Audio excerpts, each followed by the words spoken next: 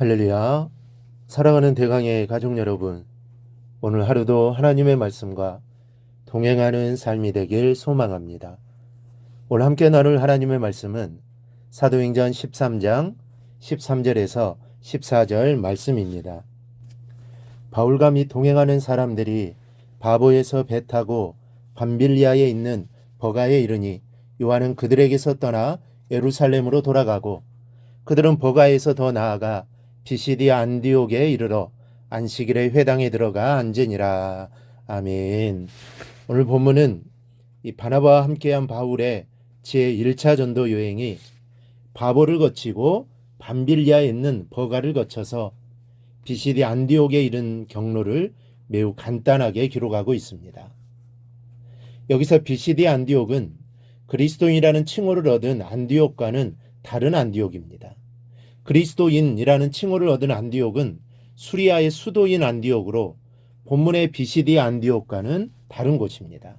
이 본문은 바울 일행이 버가에서는 전도하지 않고 이 비시디 안디옥에 이르러서 전도했다고 말합니다. 그렇다면 왜 버가에서는 전도하지 않은 것입니까? 여기에 놓쳐서는 안 되는 중요한 점이 하나 있는데 이 점을 알려면 먼저 바울의 신상에 관한 사항과 버가와 비시디 안디옥의 지형적, 기후적 특성을 이해할 필요가 있습니다. 이 버가는 해변에 위치한 곳입니다. 그리고 반면 비시디 안디옥은 해발 1100m의 고온지대에 위치해 있었습니다. 때문에 버가에서 비시디 안디옥으로 가려면 당시 소아시아에서 가장 험한 길인 다우르산 계곡을 지나야 했는데 이곳은 강도와 산적이 많기로 유명했습니다. 마치 예루살렘에서 여리고로 내려가는 길이 그러했던 것처럼 매우 위험한 길이었습니다. 그렇다면 도대체 바울 일행이 왜 버가에서는 전도하지 않고 굳이 위험한 길을 지나 비시디 안디옥까지 가서 전도한 것입니까? 그 이유가 이 비시디 안디옥 전도 얼마 후에 바울이 비시디 안디옥과 이고니온 그리고 루스드라와 더베의 사람들에게 쓴 서신인 갈라디아서 4장 13절에 이렇게 나타나 있습니다. 내가 처음에 육체의 약함으로 말미암아 너희에게 복음을 전한 것을 너희가 아는 바라. 육체의 약함을 인하여 전도하게 되었다는 것입니다. 병이 전도의 원인이었다는 말입니다. 이 주석가들은 이 당시 바울이 해변 지방의 버가에서 말라리아에 걸렸다고 믿고 있습니다. 이 말라리아에 걸리면 특히 두통이 심해지는데 불에 달군 쇠막대기가 앞머리를 푹 찌르는 것 같거나 치과 의사가 치과용 드릴로 이 관자놀이를 꿰뚫는 것 같다고 합니다. 그래서 이 병을 치료하기 위해 버가에서는 전도하지 못하고 서늘한 기후를 가진 고온지대에 위치한 비시디 안디옥으로 올라갔다는 것이 정설입니다. 이와 같이 강도가 들끓는 그 위험한 길을 여행한 바울은 병자였습니다. 극심한 고통에 시달리고 있었습니다. 아마 보통 사람 같았다면 전도를 중단했을 것입니다.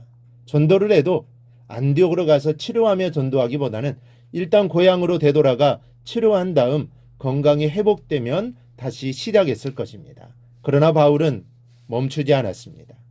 병이 바울을 되돌아서게 하지 못했습니다. 죽어 산 줌 진토가 될지라도 예수를 위한 행진을 중단하지 않겠다는 의지가 바울에게 있었습니다. 여러분, 많은 사람이 어떤 식으로 일을 합니까? 여건에 맞춥니다.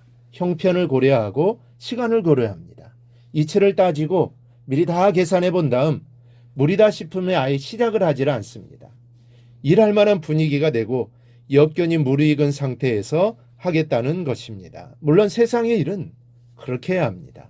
망하고 그르치면 큰일 아닙니까? 그러나 하나님의 일은 형편이 핑계가 되고 여건이 이유가 돼서 중단되어서는 안 되는 것입니다. 형편과 여건을 고려해서 하나님의 일을 계획하는 것이 아니라 형편과 여건에도 불구하고 하나님의 일을 진행해 나갈 때 성령이 역사하십니다. 물질이 필요하지만 물질이 없어도, 건강이 필요하지만 건강이 없어도, 인력이 필요하지만 사람이 없어도 하고자 하면 하나님이 도우십니다. 하나님이 함께 하십니다. 하나님이 이루십니다. 왜냐하면 내 일이 아니라 하나님의 일이기 때문입니다. 하나님의 일이기에 하나님이 책임져 주십니다. 우리는 그 하나님의 일을 하면 되는 것입니다. 여러분, 기름진 땅에서 잘 자라는 풀이 강한 풀이 아닙니다. 척박한 땅에서 잘 자라는 풀이 강한 풀입니다. 크고 강한 날개를 가지고 높이 나는 새가 강한 새가 아닙니다. 작고 연약한 날개를 가지고 높이 나는 새가 강한 새입니다. 바울은 죽기를 각오하고 주님의 일에 나섰고 나선 발걸음을 다시 되돌리지 않았습니다. 바울은 빌립보서 3장 14절에서 표대를 향하여 그리스도 예수 안에서 하나님이 위에서 부르신 부름의 상을 위하여 달려가노라 라고 했습니다. 바울은 다른 것을 바라보지 않았습니다. 오직 표대를 향하여 다름질하며 살았습니다. 병악한 육체를 가지고도 전진의 전진만을 거듭했습니다. 뒤돌아보지 않는 삶을 살았던 것입니다. 죽어서 진토가 될지라도 내가 하나님의 일을 이루고자 말리라는 비장한 결단이 여러분에게 있습니까? 목사가 말씀을 증거하는 강단에서 죽기를 소원하는 것처럼 하나님의 일을 하는 자리에서 쓰러져 죽게 되기를 여러분이 소망하십니까? 저나 여러분이나 바울처럼 되기를 원합니다. 저는 복음을 전하다 쓰러지고 여러분은 헌신하여 자리에서 쓰러지기를 바랍니다. 그리하여 저와 여러분이 주님 앞에 섰을 때 그 누구도 받을 수 없는 영광의 큰 면류관을 받게 되시기를 소망합니다. 그러한 삶을 꼭 살아가는 우리 모든 성도들이 다 되기를 주님의 이름으로 축원합니다. 오늘 묵상한 말씀을 굳게 잡고 삶으로 실천하며 살아내는 대강의 모든 성도들이 되기를 축복합니다.